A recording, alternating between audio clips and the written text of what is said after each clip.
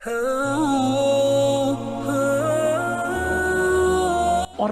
ایک طویل فہرست بتائی سرکار دو عالم صلی اللہ علیہ وآلہ وسلم نے قرب قیامت کے حوالے سے، جو ایک طرف حیران کن ہے ایک طرف پریشان کن ہے۔ میں حیران ہوتا چلا گیا، تو میں نے چاہا کہ آئے میں اور آپ ہم سب مل کر تلاش کریں کہ ہم تاریخ انسانی کے کس مقام پہ کھڑے ہیں، قیامت ہم سے کتنی دوری پر ہے۔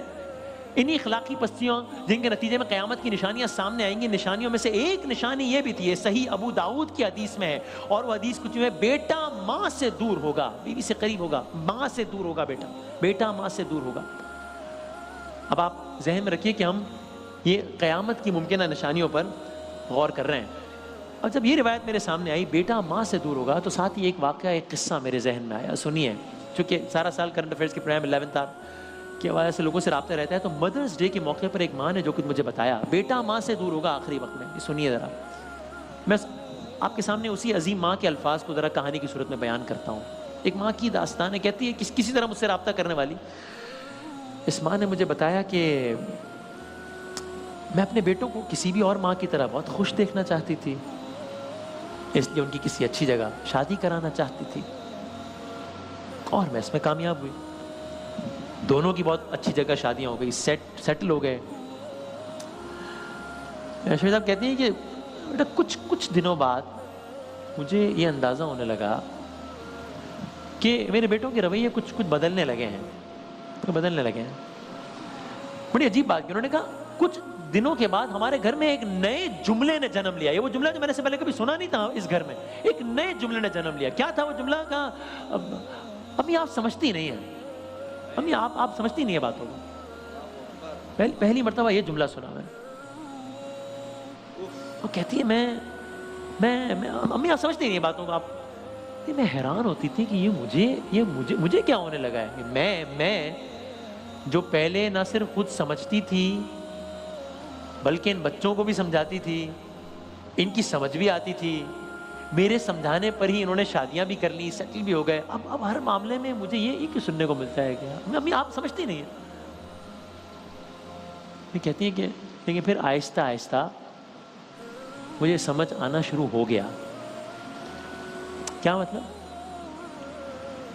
کہتے بیٹا یہ سمجھ میں آنا شروع ہو گیا کہ یہ مسئلہ میرا ان کی بات سمجھنے کا نہیں ہے، بلکہ اب یہ بڑے ہو گئے نا، جوان ہو گئے نا، تو اب میں خود ہی ان کو سمجھ میں نہیں آ رہی ہوں، میں سمجھ میں نہیں آ رہی ہوں ان کو۔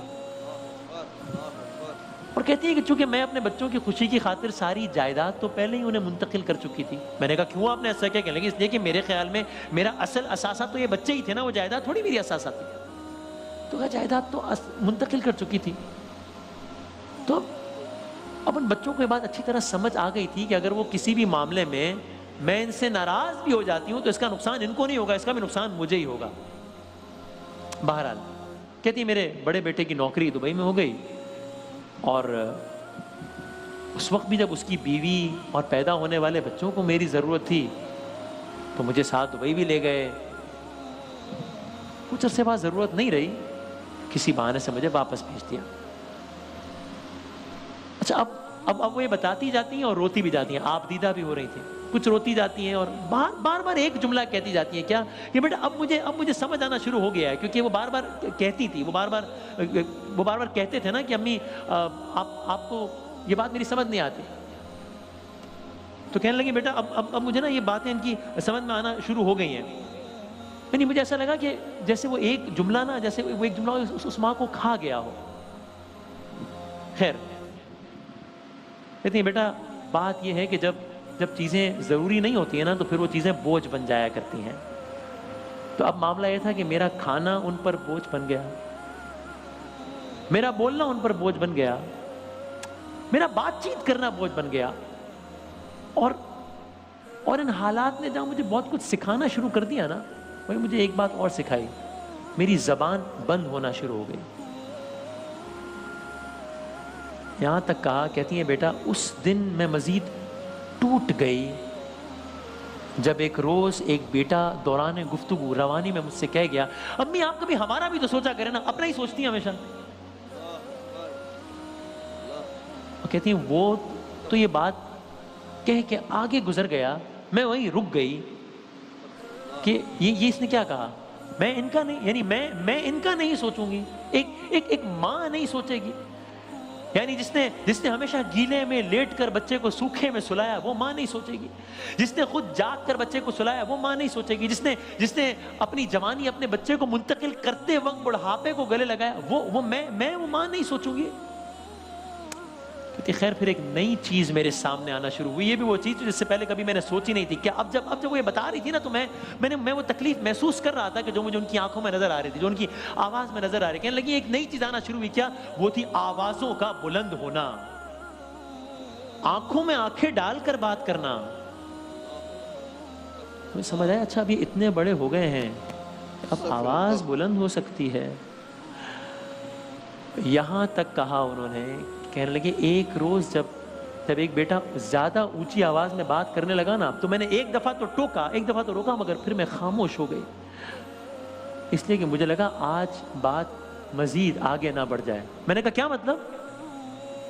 کہنے لگے اس لیے مجھے لگا کہیں اس کا ہاتھ نہ اٹھ جائے مجھ پر، اور میں ڈر کے چپ ہو گئی۔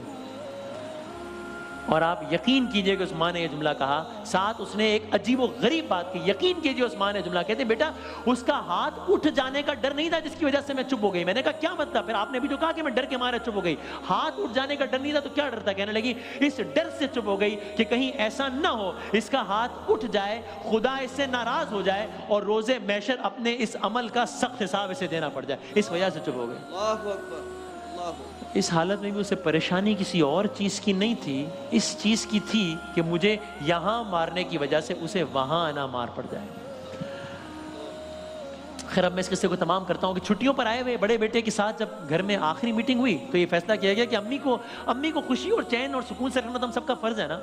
اب بیٹے میٹنگ کر رہے ہیں، ماں کے مستقبل کا فیصلہ کر رہے ہیں، تو کہا کہ ایسا کرتے ہیں ان کو الگ سے ایک کمرے کا فلیٹ کرایہ پر دلا دیا جائے تاکہ وہ ہر قسم کے شور شرابے سے دور رہیں، اللہ کی عبادت میں مصروف رہیں۔ بھئی ایک آدمی کا ماہانہ راشن کتنا ہوتا ہے؟ زیادہ سے زیادہ 5000 ہوتا ہے، تو ایسا کریں گے امی کا کچن اس راشن سے بھی بھر دیں گے، 10,000 دیں گے تاکہ امی کو کوئی پریشانی نہ ہو، جب دل کرے اٹھیں مزے سے کھانا بنا سکے، کھا سکے، اپنی زندگی جی سکے نا۔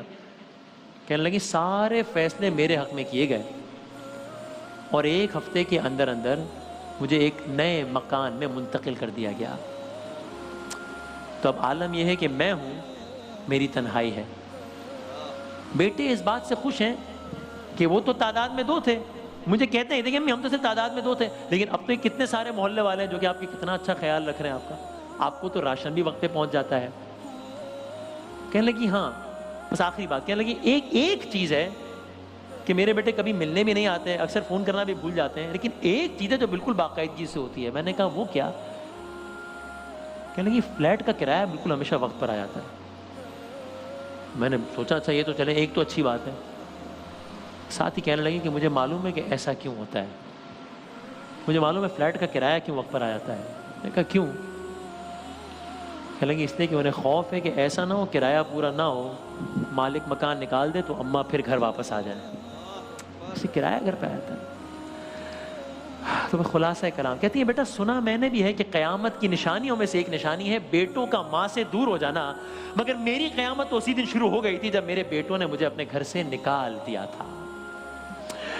آج قرب قیامت تو نہیں ہے یہ کرونا اور ایسے معاملات، اس پر ہم نے بات شروع کی جس میں سے بہت نشانیوں میں سے ایک یہ بھی تھی بیٹے ماں سے دور ہو جائیں گے۔